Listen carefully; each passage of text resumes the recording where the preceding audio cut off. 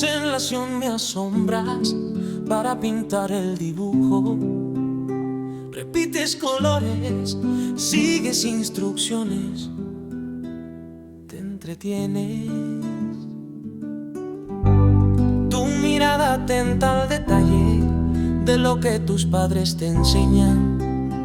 Aprendizaje de tonalidades y formas, delimitaciones y contornos.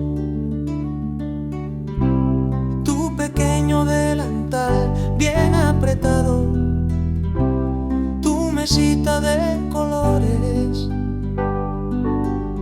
el desastre que haces con el agua, tus necedades incomprensibles, alegrías de nuestra paternidad, retratos narrativos de tu infancia.